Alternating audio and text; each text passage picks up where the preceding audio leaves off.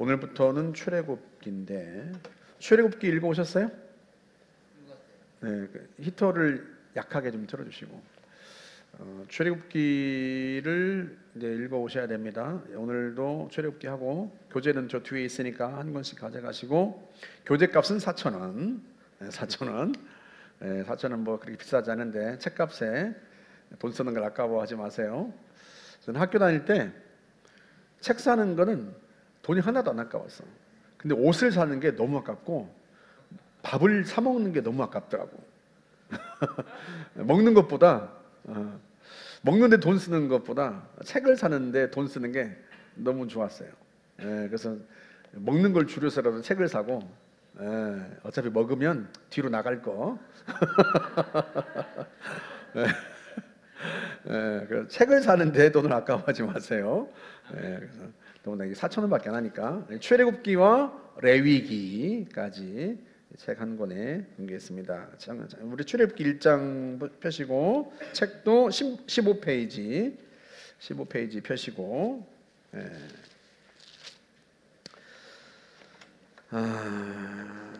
우리 출애굽 책 15페이지 우리 같이 한번 읽어볼까요? 쭉 한번 우리는 출애굽기 1장 7절 말씀을 통하여 일찍이 창세기 12장과 15장에서 하나님께서 아브라함에게 주셨던 자손에 대한 약속, 즉 네 자손이 하늘의 뭇별과 바닷가의 무수한 모래처럼 많아질 것이라는 말씀이 실제로 성취된 것을 보게 됩니다. 이스라엘 자손은 생육하고 불어나 번성하고 매우 강하여 온 땅에 가득하게 되었더라. 400여 년 전 야곱과 그의 가족이 하나님의 허락을 받고 애굽 땅으로 내려간 이후 이스라엘 자손은 생육하고 번성하였으며 온 땅에 가득하게 되었습니다. 그러나 이삭이 농사지어 100배의 수확물을 거두자 그것이 주변 사람들의 시기를 불러일으키는 이유가 되었듯이 아브라함 후손이 받은 놀라운 번성의 복은 도리어 그들에게 위기가 됩니다. 요셉을 모르는 새 왕이 이스라엘 백성의 이 같은 번성을 두려워하기 시작한 것입니다. 그렇게 해서 이제 1장에 보면 이집트 왕이 이스라엘 백성들을 학대하고 노역을 시키고 그런 장면들이 펼쳐지죠. 그래서 이스라엘 백성들이 그들의 고통 때문에 하나님 앞에 부르짖게 됩니다. 그렇게 하나님께서 그들을 구원하시기 위해서 이집트에서 이제 그들을 이끌어내서 가나안 땅으로 돌려보내기 위해서 모세라고 하는 한 사람을 선택하죠.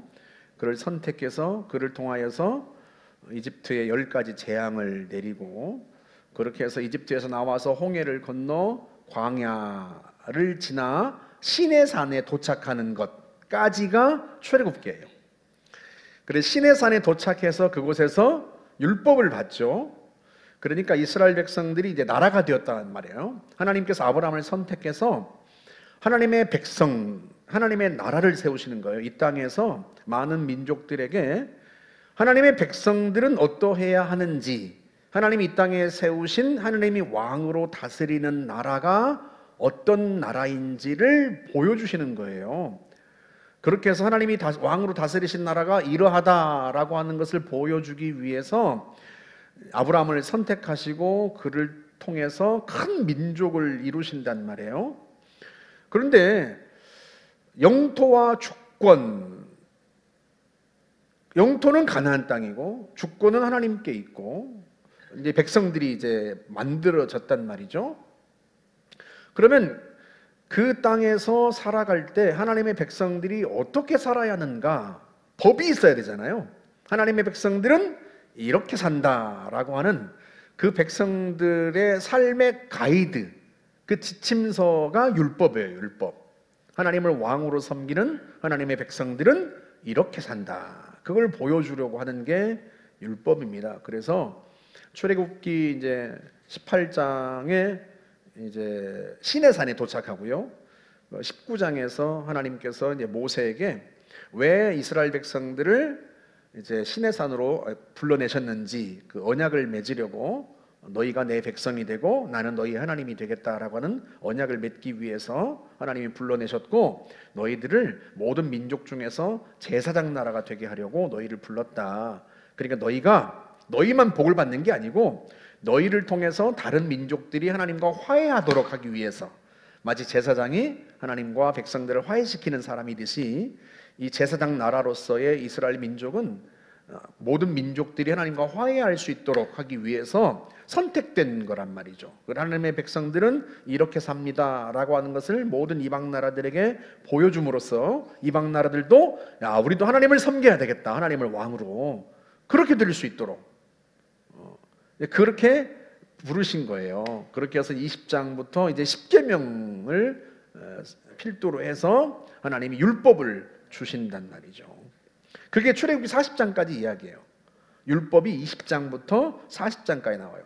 정확하게 말하면 20장부터 24장까지 이제 율법에 대한 이야기가 나오고 25장부터는 성막을 짓는 거예요. 하나님 앞에 예배하는 장소를 짓는 이야기가 기록되어 있습니다. 그리고 레위기는 그 율법만 따로 모아놓은 거예요. 레위기 전체가 하나님의 법, 그러니까 이스라엘 백성들이 죄를 지었을 때 죄를 용서받는 속죄법부터 시작해서, 그리고 안식일에 관한 거, 안식년에 관한 거, 이런 법, 또 농사 지을 때 필요한 법들, 또 일상생활에서 심지어 옷을 어떻게 입는가, 뭐 그런까지 자세하게 법이 나와 있어요. 하나님께서 세세하게 옷을 입을 때는 어떻게 입고 씨를 뿌릴 때는 어떻게 뿌리고 이런 것까지 자세하게 말씀해 주시는 것은 일상생활 속에서 하나님의 백성들이 거룩해야 하는데, 그 거룩함이라고 하는 것을 그냥 세세하게 일상 속에서 훈련시킨 거예요. 하나님의 백성들은 거룩해야 하니까. 가나안 민족들이 왜 그 가나안 땅을 이스라엘 백성들에게 빼앗기고 가나안 땅에 추방당했어요? 그들의 죄악 때문이란 말이죠. 죄악 때문에. 우리 레위기 한번 볼까요? 먼저 레위기 18장 한번 보세요. 레위기 18장에 가나안 민족들이 저지른 모든 죄악들이 쭉 나옵니다. 너희는 이런 죄를 저지르지 마라 하고 나오는데, 출애굽기 다음에 레위기죠. 레위기 18장 24절 한번 보세요. 한번 볼까요? 시작. 너희는 이 모든 일로 스스로 더럽히지 말라. 내가 너희 앞에서 쫓아내는 족속들이 이 모든 일로 말미암아 더러워졌고 그 땅도 더러워졌으므로 내가 그 악으로 말미암아 벌하고 그 땅도 스스로 그 주민을 토하여 내느니라. 그리고 이스라엘 백성들이 가나안 땅을 차지한 것은 다른 이유 때문이 아니에요. 이스라엘 백성들이 훌륭해서가 아니라 가나안 민족들의 죄악 때문에, 하나님이 소돔과 고모라를 멸망시킨 이야기가 창세기에 나오잖아요. 창세기 18장 19장에 나오지 않습니까?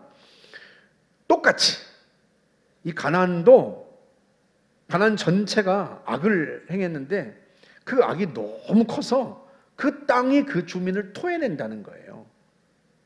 그래서 그 땅이 그 주민을 토해내고 하나님이 그 땅을 누구에게 주셨다? 이스라엘 백성들에게 주셨다. 그런데 28절 보세요. 너희도 더럽히면 그 땅이 너희가 있기 전 주민을 토함같이 너희를 토할까 하노라. 이 가증한 모든 일을 행하는 자는 그 백성 중에서 끊어지리라. 그래서 하나님의 백성들은 거룩해야 돼요. 그래야 세상에서 본이 되고 빛이 되고, 그래야 또 다른 민족들이 보고서 저렇게 사는 게 진짜 인간다운 삶이다 라고 하는 걸 알게 되지 않겠습니까? 그래서 그 거룩함을 훈련시키려고요, 하나님이 율법을 주시고 그 율법을 통해서 세세하게 훈련을 시키는 거예요. 그 율법이 출애굽기 20장부터 레위기 전체에 나타나게 되죠. 출애굽기는 이제 시내산까지 가는 과정을 그리게 되는데요. 한번 이렇게 생각해 보세요. 만약에 이스라엘 백성들이 이집트에서 평안하게 살았다, 그러면 가나안으로 가려고 할까요? 가나안으로 가려고 안 하죠. 아니, 땅으로만 보면 가나안 땅이 좋아요, 이집트가 좋아요? 이 이집트가 좋아요. 아브람도 그렇고 이삭도 그렇고 가나안의 흉년만 들었다면 어디로 도망가요? 이집트로 도망가려고 하잖아요.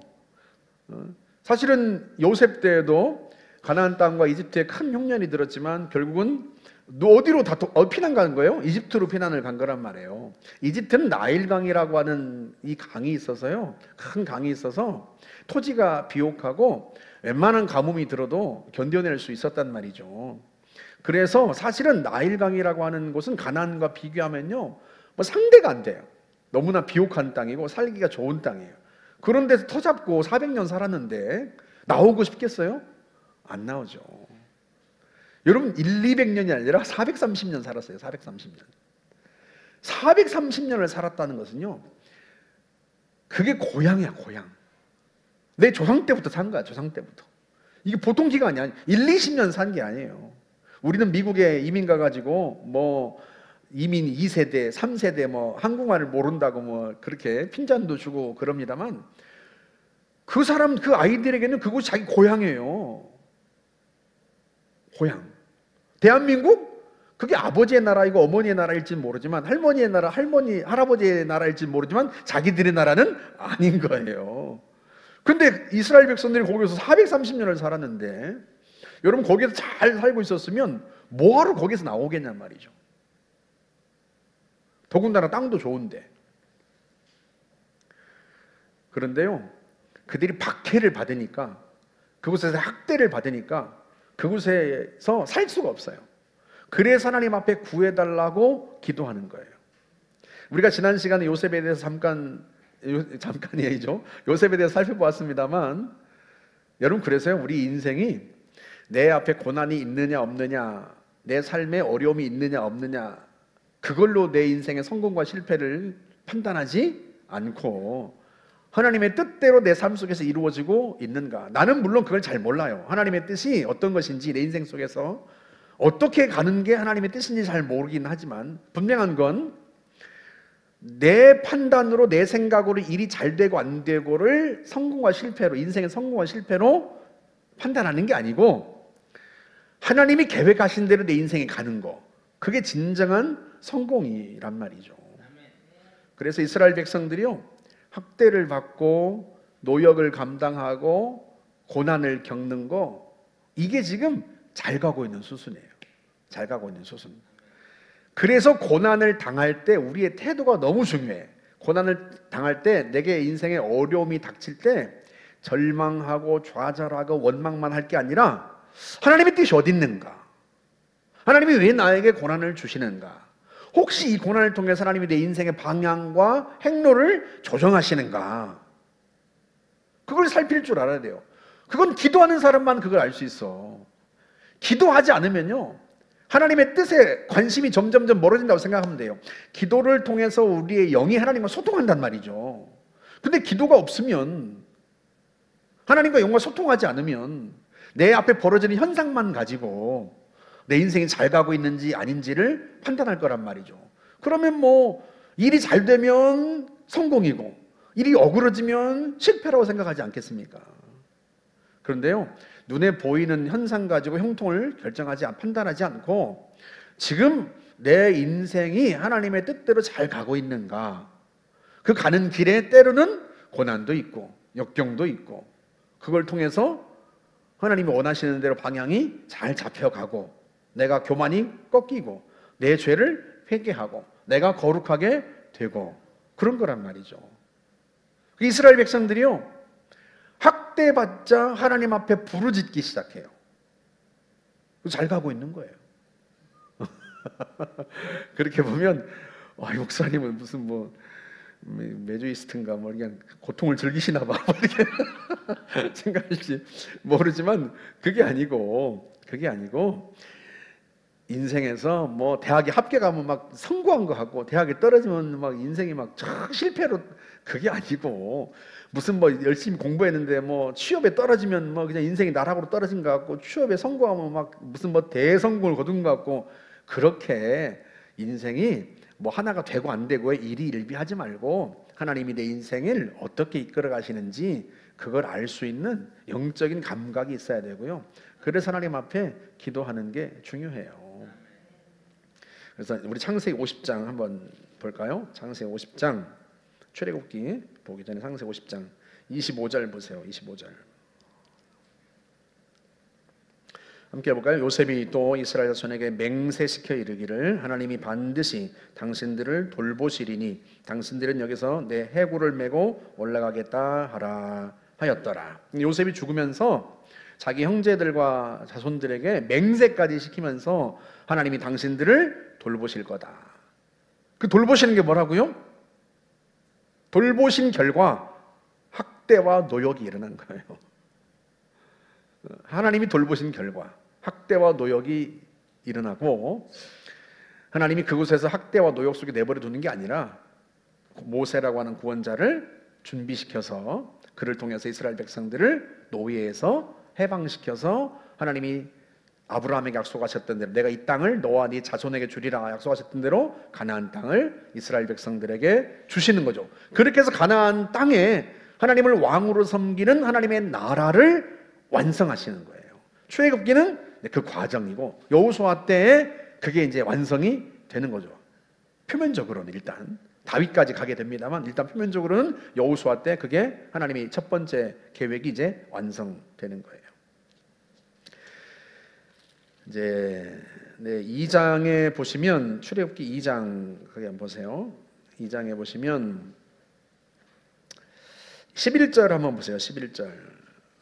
이제 모세가 태어났는데 모세가 그 이집트 왕이 이스라엘이 너무 번성하니까 이스라엘에서 아들이 태어나면 이스라엘 민족에서 여성들이 아들을 낳으면 나일강에 던져버렸단 말이죠. 딸들은 살려두고. 그런데 이제 모세의 어머니가 모세가 너무 아름다우니까 숨겨 기르다가 숨겨 기를 수 없게 되니까 이제 나일강에 띄운 거예요. 바구니를 만들어 가지고 물이 안 들어오게 나일강가에 띄운 거죠. 나일강 갈대 사이에 둡니다.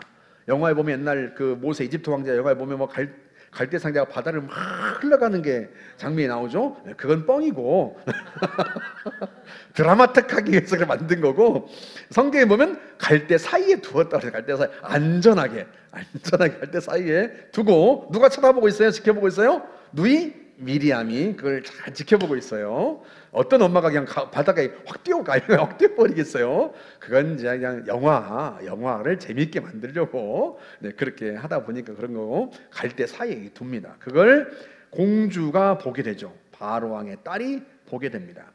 그 제목도 잘못된 거지. 이집트 왕자가 아니에요. 공주의 아들입니다. 공주의 아들. 그래서 공주의 아들이기 때문에 왕이 되는 사람이 아니에요. 왕자가 왕이 되죠. 왕자가 왕의 아들이 왕이 되고 공주의 아들은 왕이 되는 게 아닙니다. 그래서 이집트 왕자, 그것도 영화를 재밌게 하려고 제목을 그렇게 지은 거고, 그건 아니에요. 공주가 발견해서 불쌍하니까 이 아이를 이제 자기가 양자로 삼아가지고 기르게 되는 거죠. 나중에 여러분들이 이제 모세가 이집트 병사를 쳐 죽인 게 바로 왕에게 발각되자 바로가 모세를 죽이려고 하죠. 근데 아니 왕자가 뭐 병사 한 명 쳐 죽였겠으니 왕이 무슨 왕자를 죽이려고 해? 그렇게 생각하시면 안 돼요. 누구의 아들? 공주의 아들. 공주의 아들이고, 그 바로 왕이 이게 공주가 기르게 되는데 이제 그러니까 그 오빠가 오라비가 왕이 됐겠죠. 그렇죠? 오라비가 왕이 되는데 자기 누이가 또는 왕이어도 마찬가지예요. 히브리 노예의 아이를 기르는 걸 좋아할까요? 안 할까요? 좋아 안 하지. 눈엣 가시야, 눈엣 가시. 그래서 바로 왕은 이게 뭐 자기 여동생이 또는 자기 딸이 기르니까 내버려 두지만 이 눈엣 가시기 때문에요. 구실만 생기면 없애버리고 싶어. 그래서 이집트 병사 한 명 쳐 죽였는데 무슨 뭐 도망을 가야 되냐 이렇게 생각할지 모르지만, 예전에 10개라는 영화 보셨어요? 저 고등학교 때 중학교 때인가요? 10개라는 영화가 나왔어요. 그때는 모세가 파문당하는 게 아주 멋지게 드러났어요. 기억나셔요? 기억이 안 나시는구나. 이집트 왕궁에서 그 추방 명령을 내려가지고 추방하라 그러니까 모세가 총을 차고 쿵쿵쿵 이렇게 걸어가는 장면이 모세 왕궁에서 쫓겨났는데 아주 멋있게 드라마틱하게 쿵쿵 이렇게 나가는 장면을 그려놨어요. 이렇게 뻥입니다. 그것도 영화적인 요소를 위해서 성경에 따르면 모세는 걸음아 날 살리라 도망가야 돼요. 왜? 자기 어머니, 양어머니죠. 공주가 늙었지만 살아계시기 때문에 자기가 목숨을 부지하고 있는 거지. 바로 왕은 자기를 언제든지 죽여버리고 싶어요. 그런데 발각되었으니 어떻게? 걸음아 날 살려라 도망갑니다.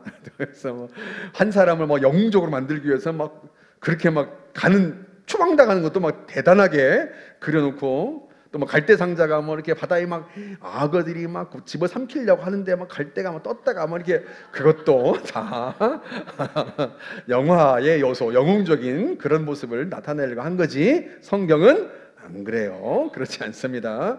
읽으셨으니까 아시겠죠? 네, 그렇게 생각하시면 됩니다. 그래서 11절에 보시면 2장 11절, 모세가 장성한 후에 한 번은 자기 형제들에게 나가서 그들이 고되게 노동하는 것을 보더니 어떤 애굽 사람이 한 히브리 사람 곧 자기 형제를 치는 것을 본지라. 좌우를 살펴 사람이 없음을 보고 그 애굽 사람을 쳐 죽여 모래 속에 감추니라. 왜 좌우를 살펴요?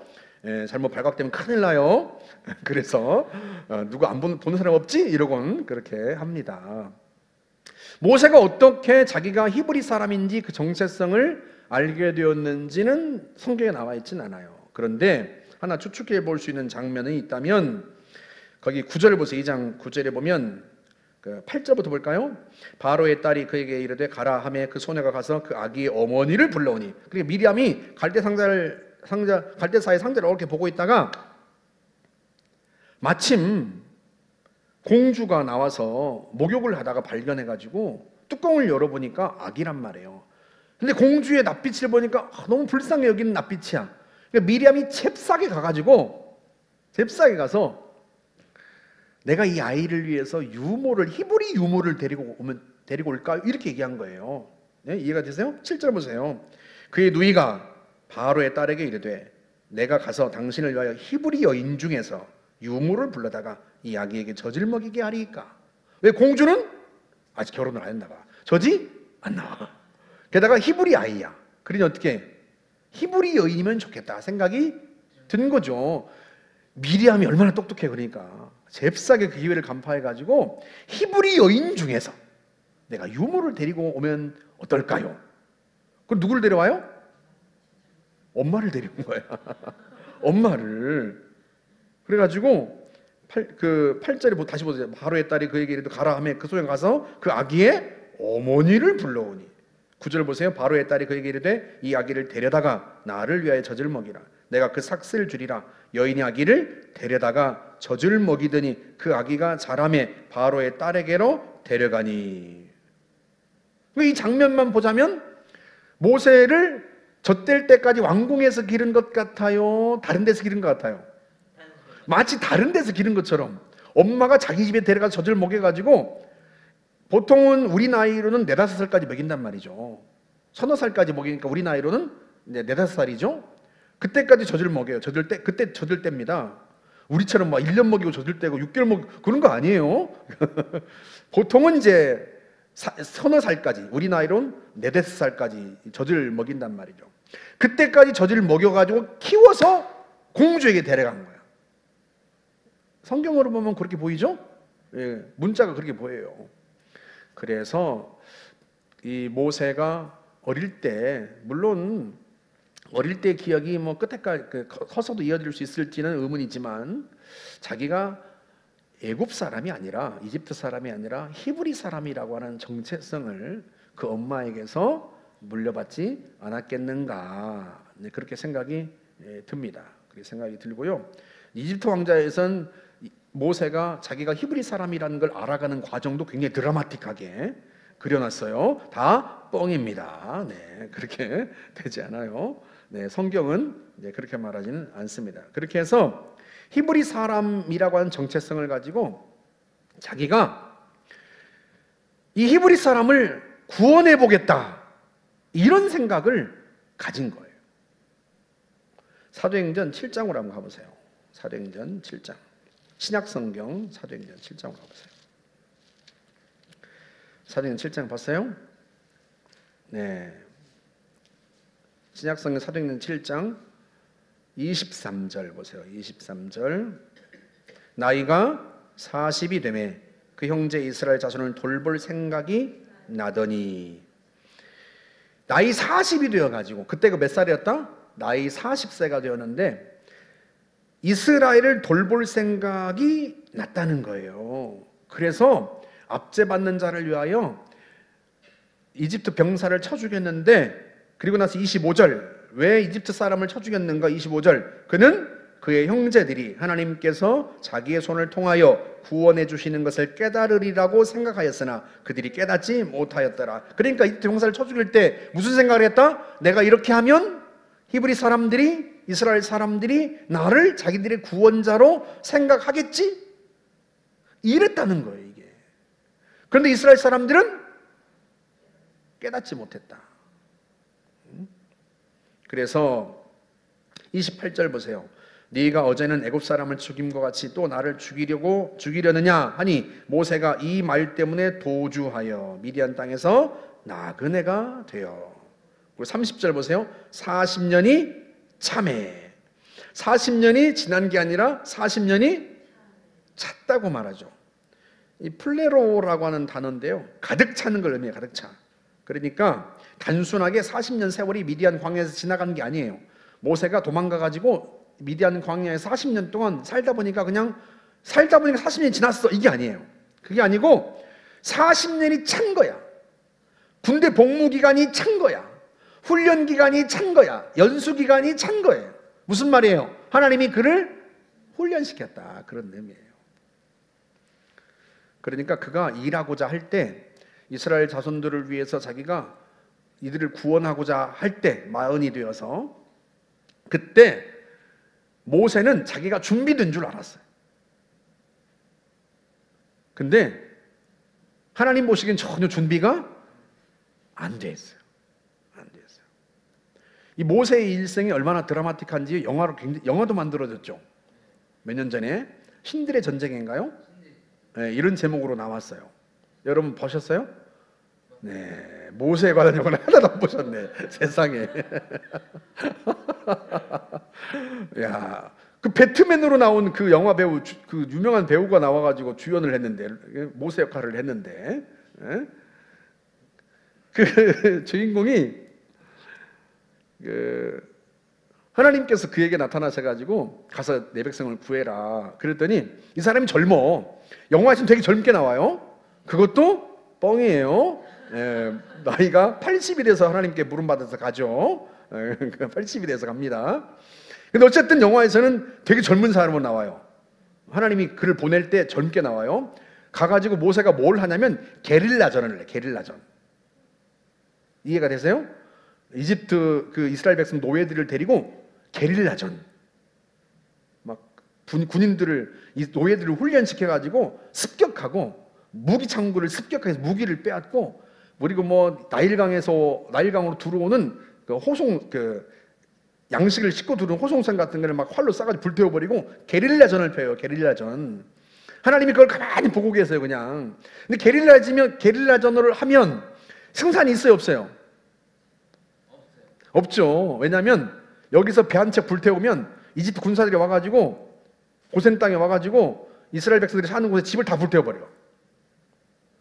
상대가 되겠어요? 예? 이집트 무기 창고를 습격해가지고 탈취해가면 군사들이 와가지고 그냥 이스라엘 사람이 사는 마을을 다 숫대밭을 만들어버려. 이게 상대가 되겠어요? 안 되죠. 그래가지고 주님이 그때 오셔가지고 가만히 모세가 하는 걸 내버려 두고 보고 있다가 나중에 오셔가지고 잘 안 돼? 내가 하는 거 봐. 그리고 나서는 10가지 재앙을 쫙 베푸세요. 네. 그렇게 하십니다. 영화에서. 근데 그것도 순서가 다 틀렸다. 틀렸어요. 네. 그러니까 모세가 준비 안 된 모습을 영화는 그렇게 드라마틱하게 만든 거예요. 게릴라전을 펼쳐가지고 뭐 이집트 함선을 공격하고 뭐 이집트 뭐 무기고를 공격하고, 모세가 전혀 준비가 안 된 사람이다라고 하는 걸 그런 식으로 보여주는 거지.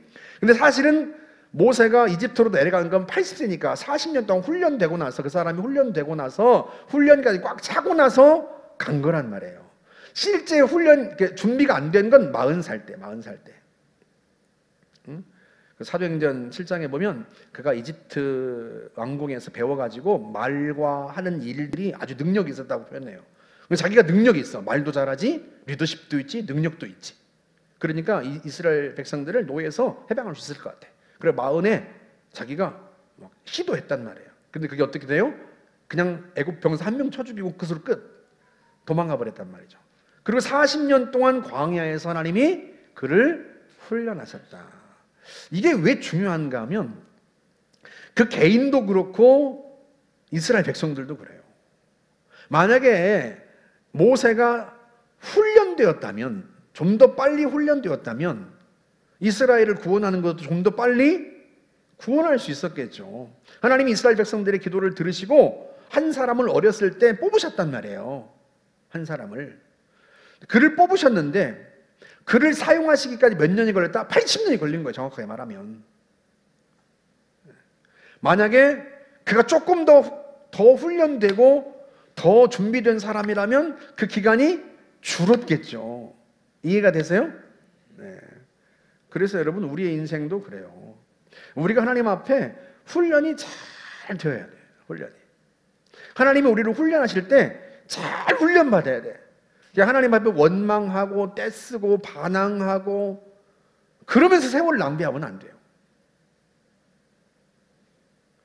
하나님이 어떤 고난을 통해서 나를 훈련하실 때 하나님 앞에 묻고 하나님 앞에 엎드리고 지혜를 구하고 어떻게 반응해야 되는지 그걸 하나님 앞에 물으면서 내가 훈련이 돼야 돼요. 그래 인생을 낭비하면 안 돼. 빨리 훈련돼서 쓰임받을 생각을 해야지. 모세는 그래도 40년 훈련시켜가지고 80세 때 120세까지 40년 더 살려줬으니까 다행이지. 여러분 40살에 훈련 시작해가지고 40년 80이 됐어. 근데 어디 80에 주님 나라 가야 돼. 그러면 이게 되겠냐 말이에요. 그렇죠? 진이 지금 잘 훈련받아야 돼. 20대. 그렇죠. 잘 훈련받아야 돼요. 이때 뺀질거리고 뭐 그냥 도망다니고 그냥 전도사님 훈련받으러 나오라는데 안 나오고 뭐 다음에 하죠. 뭐 나중에 하죠. 바빠서요. 이러면 자기 인생에서 하나님이 하시는 일도 늦어지고 자기를 통해서 하나님이 다른 사람들의 삶을 세우려고 하는데 그것도 늦어지고 그런단 말이에요. 그러니까 젊을 때, 한 살이라도 더 어렸을 때 하나님 앞에 잘 훈련받는 게 너무 중요해요. 그러니까 우리 김인섭 성도님 같은 경우 얼마나 좋아요. 김인섭 집사님 같은 경우 아직 젊으니까 이제 40? 이 꽃다운 나이에요. 진짜 네 마늘은 30대 후반. 이야, 그 나이 때 훈련을 잘 받으면 그러잖아요. 잘 훈련 받으면 50대 인생이 확 꽃을 피우지 않겠어요. 그러잖아요. 50까지 가게요? 이러지 말고 다른 분들한테 물어보세요. 50만 나이 50만으로 돌아가도 좋겠다. 그런 분들 줄을 서요. 우리나라 대한민국 줄을 서. 근데 그분들도 지금 자기가 훈련받기 가장 좋은 때라는 걸 잊어버리고 있는 거예요. 지금이 가장 젊을 때야. 훈련받기 가장 젊을 때. 그렇죠, 권사님? 내일 가면 하루 더 늙은 거야. 그러니까 한 살이라도 젊을 때, 하루라도 빠를 때 훈련 받으라 할 때 훈련 받은 거예요. 제자 훈련도 참여하라면 참여해야 돼. 너무 피곤해서요. 직장 가서요. 또 갔다 와야 돼요. 집에 이러지 말고. 제자 훈련 1년 1기가 끝났거든요. 다음 주면 끝나요. 2기를 모집하는데 모집하면 내가 빨리 훈련 받아야겠다. 하나님 말씀 잘 배우고 내가 연단돼야 돼. 이렇게 생각해야지. 또 교회를 나오려면 또 집에 갔다가 또 와야 되고, 막 밥도 먹어야 되고, 이거 피곤하고. 그러면 훈련이 점점 늦어지면 여러분의 인생도 하나님이 인생 속에서 여러분을 통해 뜻을 이루시려는 것도 점점 늦어지고 여러분을 통해서 하나님이 구원하시고 세우려는 사람의 인생도 점점 늦어지고 제일 먼저 영향받는 게 자녀들이에요. 내가 훈련되지 않을수록 내가 준비되지 않을수록 제일 먼저 그 옆에서 피해를 보는 게 자녀들이에요. 부모가 성장하고 성숙하고 믿음으로 굳건히 설수록 역시 혜택을 누리는 것도 자녀들이에요. 그러니 부모가 젊을 때 보다 더 젊을 때 더 훈련되고 연단되어야 제일 직접적으로는 자녀들이 그 복을 누리게 되는 거죠. 그래서 여러분들이 잘 훈련받는 게 중요하다. 그래서 3장에서 이제 하나님이 이제 호렙산에서 모세에게 나타나시죠. 나타나셔서 그를 보내십니다. 그를 보내시는데요. 우리 다시 출애굽기 4장으로 돌아와 보세요. 출애굽기 4장으로 돌아오시면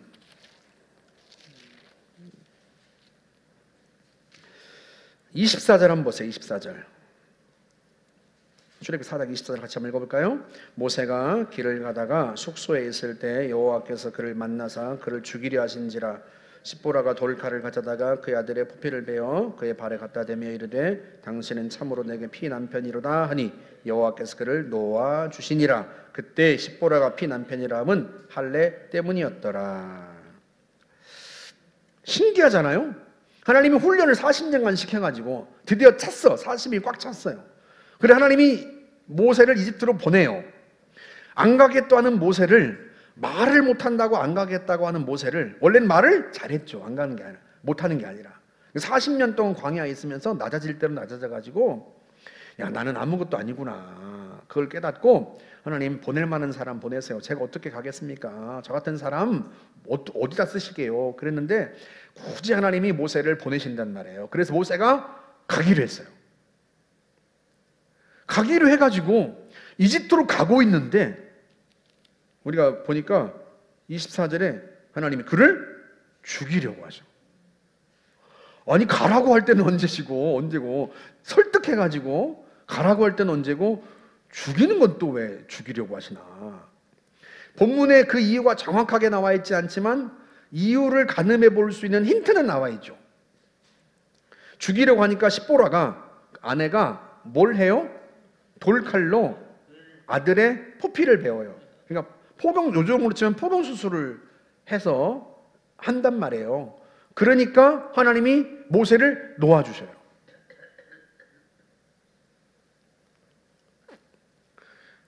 그러니까 이게 무슨 말이냐면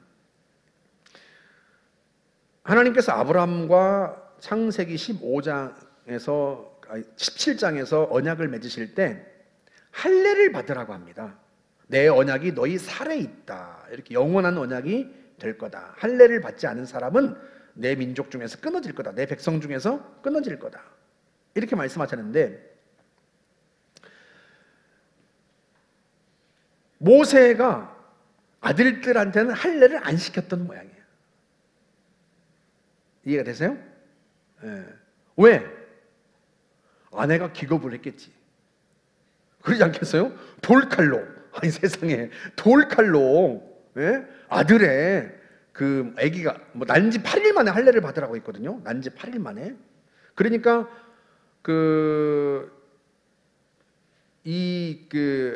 모세도 태어났을 때 엄마가 그렇죠. 요게벳이 아마 난지 8일 만에 할례를 시켰을 거예요. 그렇겠죠? 근데 모세는 자기 아들들을 난지 8일 만에 할례를 시켰을까 안 시켰을까? 안 시켰죠. 지금 본문에 보니까. 왜 안 시켰어요? 아내가 그걸 하라고 하겠어요. 아내는 어디 사람? 미디안 사람. 미디안 사람은 이걸 듣도 보도 못한 일이야. 이건 세상에. 그것도 난지 8일 만인데 안 돼. 이게 핏덩이 아이를 그 고추를 잡고 살을 베어낸다고 생각해요. 그것도 돌칼로 감염이 되어서 남자의 중요한 생식기에 이게 문제가 생기면 어떻게 되겠어요? 큰일 나는 거 아닙니까? 기겁을 했을 거야 아마. 그죠? 그때는 그냥 그래 당신 마음대로 해. 당신 뜻대로 해. 모세가 그랬겠죠. 이제 뭐 이집트에서 도망 나와가지고 이제 막 가정을 꾸려야죠. 살고 있는데 뭐 그런 게 다 무슨 소용이냐 뭐 이러지 않았겠어요? 그런데 이제 이스라엘 백성들을 구하러 가는데 이스라엘 백성들은 할례 백성이에요. 할례를 받은 하나님의 백성들이에요. 할례 받지 않은 사람 하나님의 백성이 아니라는 거예요. 다 할례를 행했단 말이에요. 심지어 이 사람들이요 40년 광야 생활을 마치고 나서 가나안 땅에 들어가는데 요단강을 건너가고 나서 길갈에서 할례를 행합니다. 그때 왜 할례를 하냐면 광야에서 태어난 사람들은 할례를 받지 않았다는 거예요. 뒤집어 말하면 광야 이전에 이집트 노예 생활하면서도 이 사람들은 할례를 했다. 무슨 말이 이해되세요? 그때도 했어요. 그때도. 근데 광야 40년 생활은 그때는 할례를 못해서 계속 행군하고 하다 보니까 그때는 할례를 못해서 광야에서 태어난 사람들을 데리고 40년 만에 이제 할례를 하게 된 거죠. 가나안 땅에 들어가서 처음 요단강을 건너자마자. 그리고 요 노예 생활을 하면서까지도 할례를 했단 말이에요. 이 사람들은 할례 백성이에요. 할례가 하나님의 백성이란 표식이에요. 할례를 받은 하나님의 백성들을 구하러 가는데 지도자가 자기 아들들은 할례를 안 시켰다? 누구 때문에? 아내가 말려서. 그러니까 지도자가 자격이 없어요. 못 가겠다는 사람, 능력이 없다는 사람은 하나님이 설득해서 데리고 가시는데, 지도자로서 본이 안 되는 사람은 이건 죽여버린다는 거예요. 얘는 못 쓰겠다, 이건. 할례 백성을 구하러 가는데 지 아들들은 할례를 안 시켜?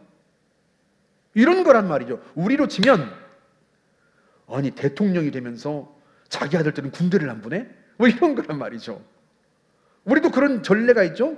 이회창 씨가 대통령이 될 뻔 했는데, 뭐 때문에? 아들들을 군대 안 보냈다는 그것 때문에. 군대 안 간 데는 이유가 있었겠지만 어쨌든 하나가 아니라 둘씩이나 국군 통수권자가 아들을 군대 안 보냈다는 이 사실이 국민들에게는 반감을 불러일으킨 거예요. 이해가 되세요? 이게 지금 그런 거야, 이게.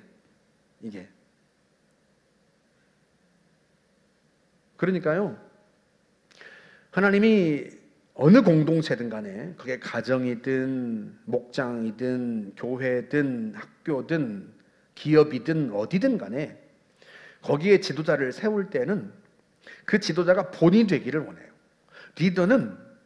리더로 임명되었기 때문에 자동적으로 권위를 획득하는 게 아니에요. 리더로서의 삶의 모습을 보여줘야 돼. 그렇게 해서 리더십을 사람들에게서 얻어내는 거예요.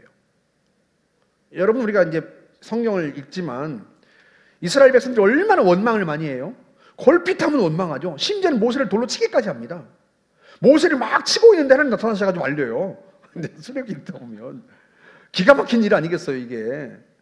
걸핏하면 원망하죠. 모세를 향해서 반기를 들죠. 이런단 말이에요. 그러니까 이게 노예에서 큰 기적을 행해가지고 구원해낸 리더인데, 그런 리더에게도 잘 안 따라.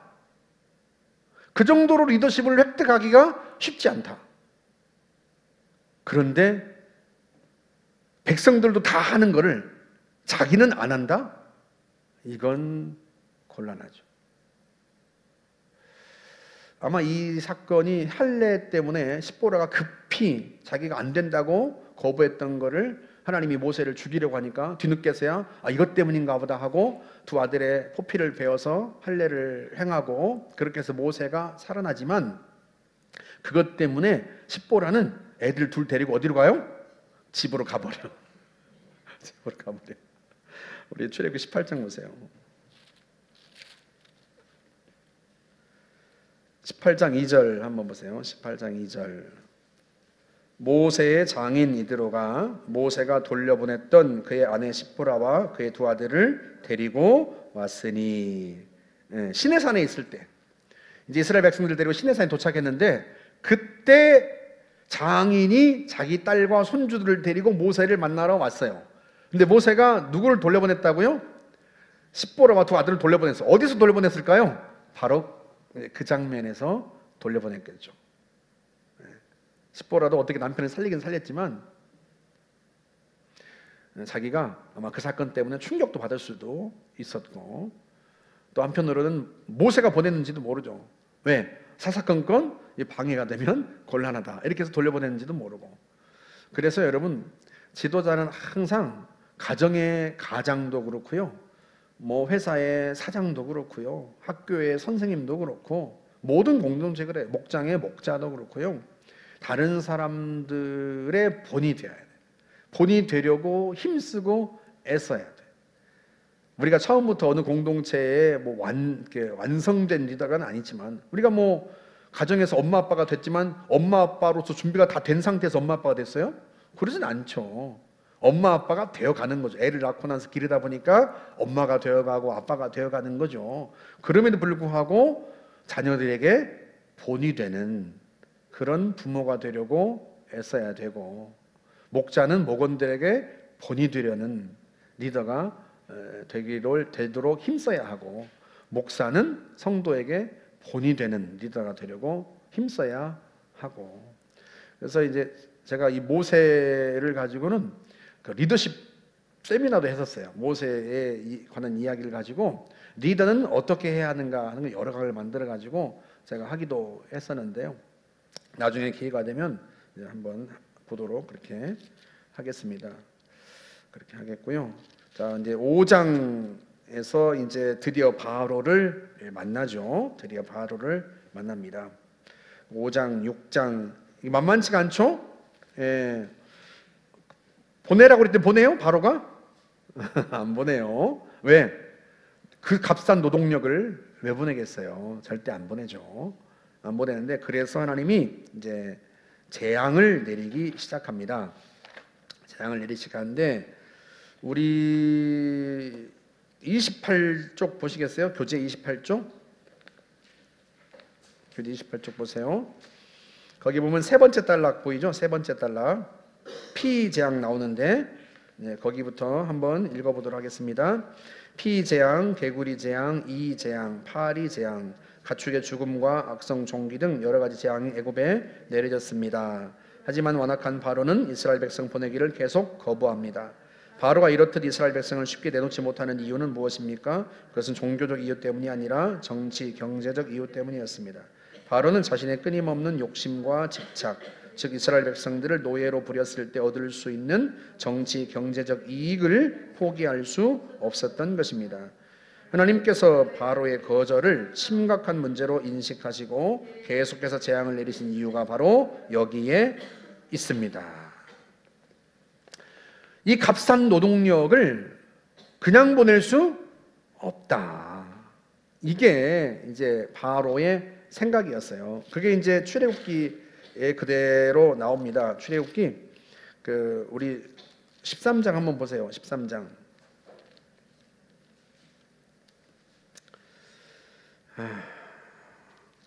잠깐만요.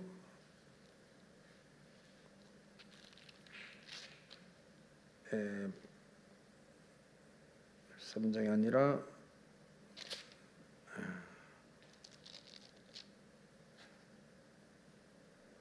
네, 5절 14장이네요.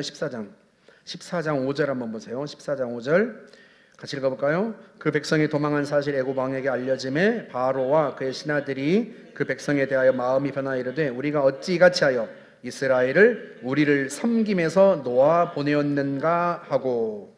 바로가 이스라엘 백성들을 추격하는데 뭐 때문에 그렇다? 아니, 우리를 섬기는 노예들을 왜 우리가 내보냈지? 이 값싼 노동력을.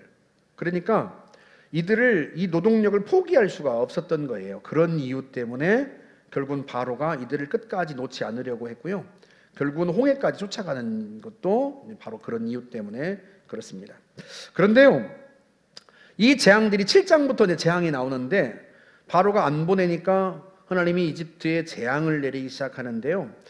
하나님이 재앙을 내리실 때 그런 재앙을 내리시는 데는 이유가 있습니다. 7장에 이제 나일강을 피로 물들이게 하시고, 8장에 개구리 또 이 파리 때 재앙이 나오고, 9장에 돌림병, 가축들의 돌림병이 나오죠. 그리고 그 다음에 이제 사람들에게 악성 종기가 생기고 우박이 내리고 불우박이 내리고 불우박. 그 다음에 10장에서 이제 메뚜기와 흑암 재앙들이 내린단 말이죠. 11장에서 하나님이 장자를 죽이시겠다는 경고를 내리시는데, 이 재앙들이요 다 이유가 있어요. 제일 먼저 나일강을 피로 물들인 이유가 뭘까요? 여러분 상식적으로 쉽게 생각해 보세요. 나일강을 피로 물들여서 모든 물고기를 다 죽이고 나일강에서 악취가 나게 하고 나일강을 보기만 해도 구역질이 나도록 만든 이유가 뭐겠어요? 하나님이. 이집트 사람들이 제일 의지하는 게 나일강이에요. 나일강. 하나님이 이집트 사람들이 의지하는 것부터 치기 시작하는 거예요. 개구리, 이집트 사람들이 의지했는가? 그건 아니고 풍요의, 그들이 섬기던 풍요의 신이 개구리 모양이야. 개구리 모양. 그래서 이 파리, 이 모든 것들이요 다 그 당시에 이집트 사람들이 섬기던 그 신들의 모양이고 신들의 대표입니다. 그리고 여러분 그 흑암, 9번째 그 재앙이 흑암이잖아요. 흑암. 온 세상을 그냥 컴컴하게 만든단 말이죠. 뭐를 죽여버리신 거예요? 하나님이. 뭐를 죽여서 캄캄하게 만들었어요? 태양. 이집트 바로 왕이 태양신 라의 아들이라고 여겼단 말이죠. 나일강을 통해서 이집트 사람들이 살아요. 자기들이 생명줄입니다. 그 생명줄부터 끊기 시작하고요. 자기들이 의지하던 바를 가장 먼저 치고 자기들이 신으로 떠받들었던 태양, 그 태양을 어둡게 만들어 버립니다. 그리고 마지막으로 이집트 최고의 신이 어떤 신인가 하면 오시리스라고 하는 신이에요. 생명의 신이고요. 바로의 수호신입니다. 바로에게 수호신, 생명의 신. 근데 그 생명의 신으로 떠받들었던 오시리스가 하나님 앞에 맥을 못 추죠. 이집트의 모든 장자를 다 죽이십니다. 하나님이. 한 가정도 빠지지 않고요. 심지어 짐승의 새끼까지 처음 태어난 걸 다 죽이세요. 그러니까 상이 난 집이 없는 집이 없어요. 모든 집에 처음 태어난 건 다 죽였으니까. 아이 목사님, 아들들만 죽였잖아요. 예, 수컷만 죽였죠. 딸들만 있는 집안에서는 뭐 상이 안 났겠는데요. 예, 누구를 죽였을까요? 그 아버지를 죽였겠지. 그 아버지는 첫째 아들 아닐까? 글쎄. 이집트에서 그러니까요, 자식이 죽음을 본 모든 집에서, 그러니까 생명의 신이라고 저들이 떠받들었던 오시리스까지요 완전히 하나님 앞에 굴복하게 만듭니다. 하나님이 이집트 사람들이 섬기던 모든 신을 완전히 무력화하고요, 누구만, 여호와 하나님만 신이시다, 그걸 보여주는 거죠. 그걸 이집트 사람들에게도 보여주지만 누구에게도 보여주는 거예요? 이스라엘 백성들에게도 보여주는 거예요. 여러분, 이게 오늘날도 마찬가지입니다. 사람들이 신으로 떠받들고 있는 가장 첫 번째 게 뭐예요? 오늘날 돈이죠. 돈이 최고 아닙니까? 그래서 모든 건 다 돈으로 말하죠. 심지어 왜 의사 되고 싶어요? 사람들이, 대학생들이, 학생들이 왜 의대 가고 싶어요? 돈을 많이 벌잖아요. 다른 직업들은 다 불투명해졌어. 경제가 어려워지다 보니까 다른 직업들은 다 불투명해졌는데 유일하게 돈을 많이 안정된 직업군, 의사. 그 중에서도 돈을 잘 버는 정형외과?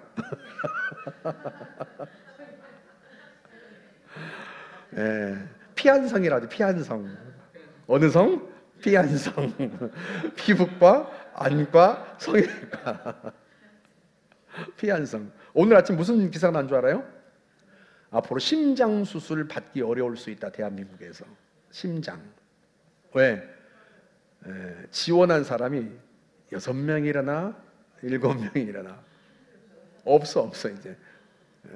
전국에서 지원한 사람이 지원한 전공인가요? 하여튼 6명, 7명밖에 안 돼. 그래서 앞으로는 우리나라 대한민국에서 심장에 관해서 수술을 받기 어려운 때가 도래했다. 이렇게 나왔어요.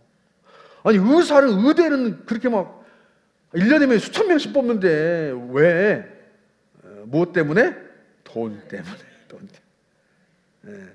그만큼 이 시대에요, 돈이 강력한 신이 된 거죠. 강력한 신. 이 시대만 그런 게 아니에요. 사실은 예수님 당시에도 그랬어요. 그래서 마태복음 6장에 보면 예수님 산상수훈에서 너희가 재물과 하나님을 겸하여 섬길 수 없다. 재물이 어디 위치에까지 올라와 있다? 하나님의 위치에까지 올라와 있어요. 하나님을 섬기든 재물을 섬기든 둘 중에 하나를 선택하라는 거예요. 두 주인을 너희가 섬기지 못한다. 주인 하나를 선택해라. 그게 주님의 말씀이었어요. 그러니까 고대로부터 지금까지요, 돈이 미치는 영향력은 아주 강력하다. 그래서 하나님이 성도들을 훈련시킬 때, 그래서 11조 훈련을 시키는 이유가 바로 그것 때문에 이스라엘 백성들이 가나안 땅으로 들어갈 때 제일 먼저 거둔 좋은 것은 누구에게 드리라? 하나님께 드리라. 11조는 반드시 드리라. 심지어 말라기에서는 11조를 안 내니까 제사장들이, 레위인들이 더 도망쳐 버렸단 말이에요. 바벨론 포로기에서 돌아와가지고 성전을 어렵게 짓고 제사를 회복시켰는데 느헤미야가 제사장들, 레위인들 다 잡아오잖아요. 느헤미야가 나중에 성벽도 재건했어요. 성전도 지었죠. 나중에 성벽도 재건했죠. 그렇게 제사장도 세웠죠. 레위인도 성전에 이렇게 배치해서 했죠. 근데 몇 년 몇 년 페르시아 갔다가 다시 오니까 다 도망갔어. 레위인들이, 제사장들이. 왜? 성도들이 11조를 안 내는 거예요. 11조를 안 내니까 레위인들이 먹고 살 길이 없어. 왜? 이 사람들은 밭이 없어요.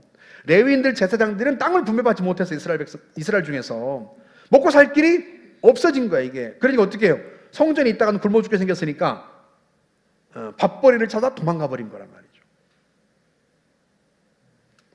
그래서 나중엔 말라기 선지자를 보내가지고 그 후에 하나님이 심지어 그런 말씀까지 하죠.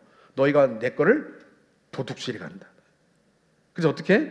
너희가 아무리 열심히 일해봐라, 내가 다 날려버릴 테니까. 뭐 이런 거잖아요. 그게 왜 그래요? 하나님이 뭐 그들이 낸 11조를 그걸 받아가지고 하나님이 드시기를 하겠어요? 하나님 그걸로 무슨 뭐 코트를 사 입으시겠어요? 그게 아니고 하나님을 섬기는 백성이 돈이 우상이 되면 안 되는 거예요. 이게 재물은 하나님께서 하나님을 섬기도록 그들에게 주신 도구에 불과한 거지, 그 재물이 자기들의 우상이 될 수는 없어요. 그래서 그걸 훈련시키는 거예요. 그리고 11장도 보세요. 출애굽기 11장 보시면 이제 이스라엘 백성들이 이제 처음 태어난 걸 하나님께서 치시겠다고 경고하시는 장면인데 11장 2절 보세요. 백성에게 말하여 사람들에게 각기 이웃들에게 은금 패물을 구하게 하라 하시더니, 그러니까 하나님께서 마지막 장자를 치신 재앙을 내리신 후에 이집트 사람들이 너희들 빨리 나가고 싶은데 빨리 나가 하고 내보낼 거란 말이에요. 그때 이스라엘 백성들이 이집트 사람들에게 뭘 구하라? 은금 패물을 구하라. 야, 우리가 가긴 갈 텐데 너 가지고 있는 금 있지? 은 있지? 패물 그거 줘. 그거 줘야 갈 거야. 그럼 이집트 사람들이 줘요, 안 줘요? 주죠. 지금 빨리 내보내지 않으면 지금 장자들만 죽인 게 아니라 다 죽게 생겼어. 지금 10가지 재앙을 통해서 완전히 이집트가 망해가고 있단 말이에요. 망해가고 있는데 마지막 10번째 재앙을 통해서 장자들을 다 죽여버렸어요. 그건 더 붙들어 뒀다가는 장자가 아니라 이제 말째까지 다 죽여버리면 어떡해요? 그러니 빨리 나가라. 다 줄 테니까. 은금 패물을 가지고 나오게 되는 거예요. 그래서 12장 35절 한번 보세요.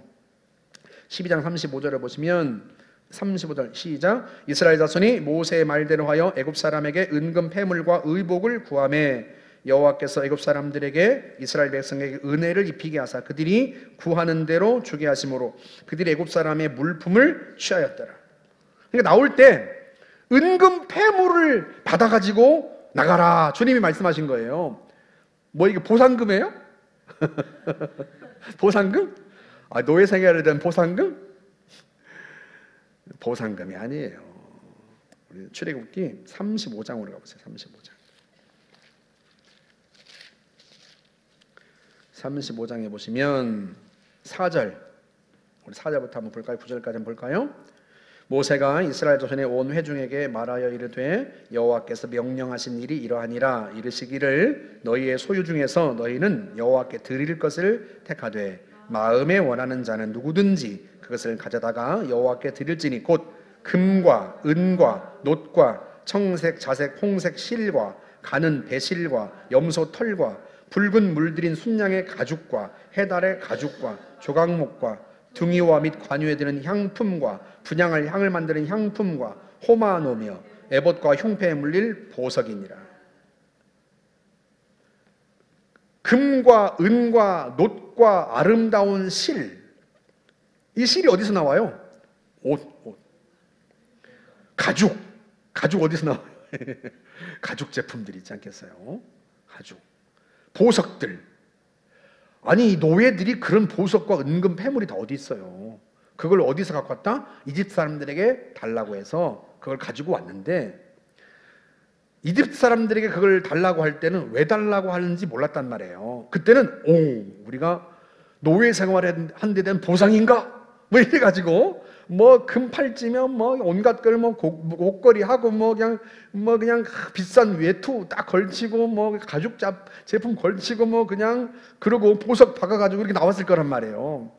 근데 시내산에 도착해가지고 하나님께서 이스라엘 백성들에게 성막을 지으라고 하세요. 제사장 옷도 만들고 성막도 짓고 그 성막에 들어갈 뭐 등잔대며 뭐 떡상이며 이런 걸 다 만들라고 해요.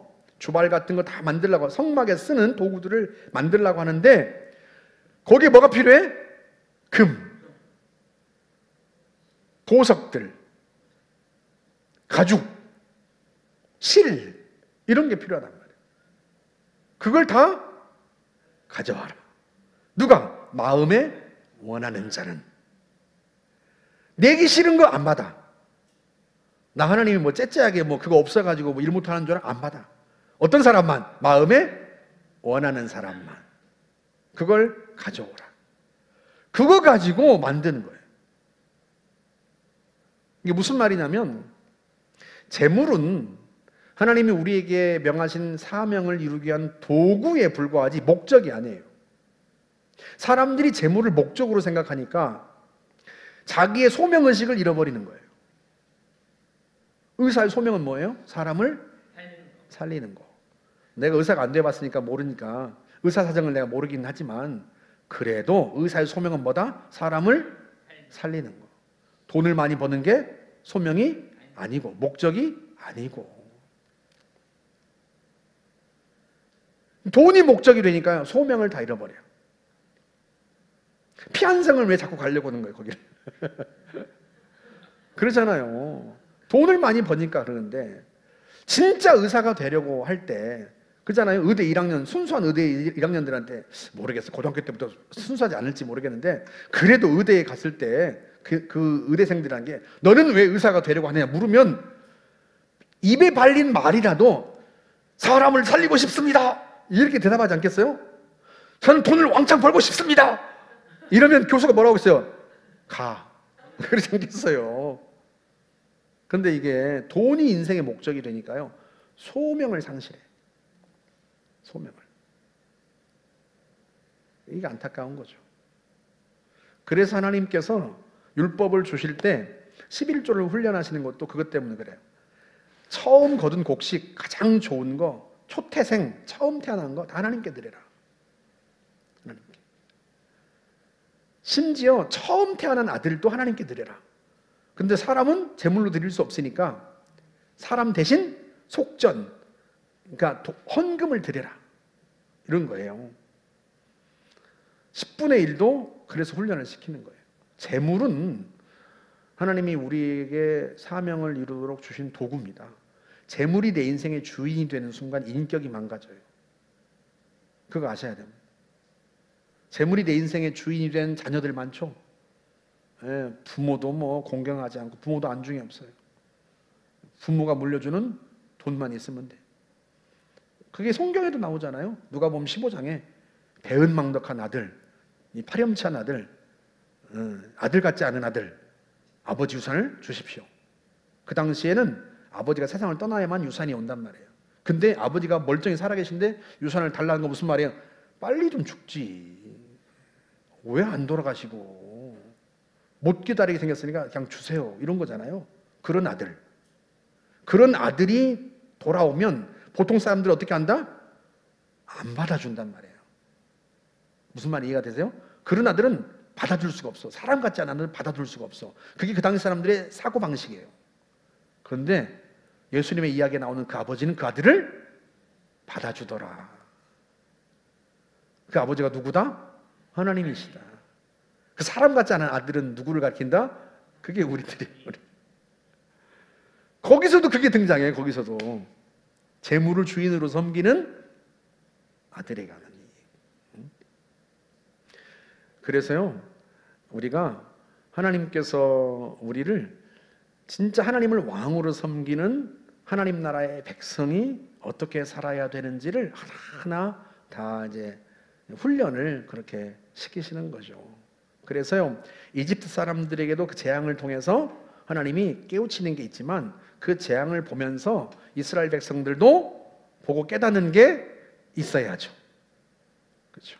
하나님만이 나의 주인이시고 내 생명의 주관자이시고 하나님만이 나의 구원자이시다. 나머지는 다 나의 구원자도 아니고 내가 섬길 대상도 아니다.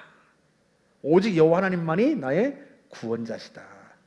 그걸 그 재앙을 통해서도 우리에게 보여주시는 거예요. 오늘은 여기까지 하고요.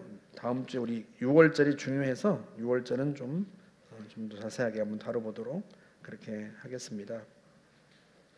다음 주에는 읽어오셔야 돼요. 좀 12장 안 읽어오신 분들은 11장부터 좀 더 읽어오세요. 읽어오시고 그렇게 해서 출애굽기, 레위기나 이 율법들은 자세하게 설명 못해요. 다 알 수도 없어요. 가령 하나만 예를 들면 등잔대를 하나님이 만들게 하시는데, 성막 안에 등잔대를 만들게 하시는데 등잔대 모양을 새기는데 어떤 꽃 모양을 새기게 하시죠? 살구. 근데 왜 성막을 밝혀놓는 등잔대에 7개의 이게 등잔이 이렇게 연결되어 있는 그 대를, 그 꽃받침을 살구꽃 모양으로 만들었을까? 왜 그랬을 것 같아요? 네? 이뻐서. 살구꽃보다 이쁜 꽃이 얼마나 많은데. 정확한 대답은 몰라. 몰라. 왜 하나님께서 살구꽃 모양으로 그 등잔 받침을 만들게 하시는 정확한 이유는 알 수가 없어요. 우리가 성경을 다 알 수가 없어. 베드로후서 3장에도 그 얘기가 나와요. 종말에 대한 이야기를 베드로가 이야기하면서 우리 형제 바울도 이와 같은 일에 대하여 기록하였는데 그 중에 어떤 무식한 사람들이 억지로 그걸 풀려고 하다가, 그 뜻을 풀려고 하다가 망하였다, 이런 대목이 나와요. 그러니까 정확하지 않아. 근데 어떻게든 그걸 해석하고 싶어. 그래 해석했는데 잘했다 못했다? 못했다. 망하는 길로 해석했다. 조심하라. 그 얘기가 이제 베드로후서 3장에 나와요. 그러니까 그게 정확하게 왜 그런지는 몰라. 그러니까 하나님이 이스라엘 백성들에게 율법을 주실 때 그 율법을 왜 그렇게 하라고 하시는지 자세하게 설명하지 않아요. 대신 순종하면 그게 거룩한 삶이야. 근데 실제로 여러분, 우리가 이유를 다 알아서 순종해요? 하나님이 다 설명해 주셔야 순종해요? 그건 순종이 아니죠. 여러분 자녀들에게 얘야 이렇게 해야 된다. 그럼 엄마 왜요? 그러면 뭐라고 말해요? 커보면 알아. 지금은 설명해줘도 몰라. 그런 게 많아요. 물론 추측은 하죠. 살구꽃이 샤케드라는 단어예요. 샤케드 히브리어로. 근데 하나님이 지켜보신다 하는 단어가 샤케드야. 샤케드. 원래 히브리어는 모음이 없어요. 자음만 있어요. 우리나라는 말은 모음이 있잖아요. 원래 히브리어는 모음이 없어요. 문자에 자음만 있어요. 근데 그걸 발음하면 자음만 있어도 무슨 단어인지 알 수 있겠죠. 발음을 안 하면 나중에는 그걸 발음할 수 없죠. 모음이니까. 여호와란 단어가 그런 거예요. 여호와란 단어가 히브리어 자체가 모음이 없어요. 이 네 글자가, 여호와란 자음 네 글자에 모음이 있어야 정확하게 발음이 되는데, 이게 발음을 안 해가지고 몰라요. 왜? 여호와란 이 단어를, 하나님의 이름의 이 단어를 발음한 게 아니라, 이 감히 인간이 하나님의 이름을 발음할 수 없다고 그래서 이 하나님의 이름 네 글자가 나올 때마다 아도나이, 주님이란 단어로 바꿔서 읽었단 말이에요. 그렇게 몇 세대가 지나고 나니까 이 하나님의 이름 네 글자를 발음을 할 수 있다 없다? 못해. 그럼 우리가 왜 요즘에 여호와라고 하는가? 이런 모음을 썼을 거야 라고 신학자들이 추측해서 붙인 거예요. 그래서 히브리어는 원래 모음이 없기 때문에 샤케드나 쇼케드나 샤카드나 다 똑같아, 글자가. 근데 하나님이 지켜보신다는 단어가 그것도 샥해야 돼요. 그래서 살구꽃 모양을 만드신 건 등불을 환히 켜서 밝혀 놓는 것 자체가 하나님이 우리를 다 지켜보고 계신다, 불꽃 같은 눈으로, 그런 의미가 아닐까 추측하는 것뿐이에요. 근데 그게 정확하다 아니다? 정확하지 않다. 무슨 말 이해가 되세요? 예. 그래서 이 율법을 구구절절 다 설명할 수가 없어요. 대신에 그 정신은 설명을 이제 하겠죠. 정신을 설명할 텐데 여러분들이 좀 읽어오셔야 돼. 읽어오셔야 돼요. 출애굽기 다음 주에 좀 많이 읽어오시면 좋겠습니다. 우리 한번 기도하고 마치는데요. 주님, 제가 훈련되고 하나님의 백성으로 잘 빚어질 수 있도록 도와주십시오. 오직 하나님만이 우리의 구원자의 주인이심을 우리 인생 속에서 자원하여 고백하는 삶이 되게 해주십시오. 우리 같이 한번 함께 기도하고 제가 마무리 기도하겠습니다. 하나님 아버지, 감사합니다. 주님께서 이스라엘 백성들을 구원하시고 하나님의 백성 삼으셔서 그들을 통하여 하나님이 하나님의 나라를 세우려고 하시는 것 우리가 보고 압니다. 우리도 또한 하나님이 그렇게 하나님의 백성 삼으시고 우리를 통해 하나님의 나라를 세워가시려는 것 압니다. 하나님의 백성답게 성장해가고 성숙해갈 수 있기를 원합니다. 잘 훈련되고 연단되어서 거룩한 하나님의 백성이 되어 하나님을 세상에 밝히 드러낼 수 있기를 원합니다. 우리를 통하여서 사람들이 하나님을 알아가고 하나님께로 돌아오고 하나님을 찬양하는 그런 저희가 중보자가 될 수 있기를 원합니다. 매개가 될 수 있기를 원합니다. 통로가 될 수 있기를 원합니다. 아브라함에게 말씀하신 것처럼 나를 통하여서 많은 사람들이 복을 받기를 원합니다. 하나님을 알 수 있기를 원합니다. 주님, 저희들을 붙잡아 주시기를 원합니다. 아버지 하나님, 주님만이 나의 구원자요 나의 주인이시며 주님이 내 인생을 이끄시는 분임을 알고 신뢰하며 주님 잘 주님과 동행하며 나아갈 수 있도록 하나님 우리를 도와주시옵소서. 감사합니다. 좋으신 하나님 감사합니다. 하나님은 우리의 하나님이시요 우리는 하나님의 백성입니다. 하나님이 나의 주인이시고 나는 하나님의 것입니다. 우리가 하나님의 사람으로 잘 훈련되고 연단되어서 하나님의 뜻을 이룰 뿐만 아니라 우리 가족들과 주변에 있는 사람들이 우리를 통하여서 하나님을 알아가고 복되게 될 수 있기를 원합니다. 하나님, 저희들을 그 복의 통로로 사용하여 주시옵소서. 예수님의 이름으로 감사하며 기도하옵나이다. 아멘. 이제는 우리 구주 예수 그리스도의 크신 은혜와 하나님 아버지의 놀라우신 사랑과 성령의 교통하심이 하나님의 백성으로 잘 성장해 가기를 사모하며 나아가는 모든 성도들 머리 위에 영원토록 함께 있을지어다. 아멘.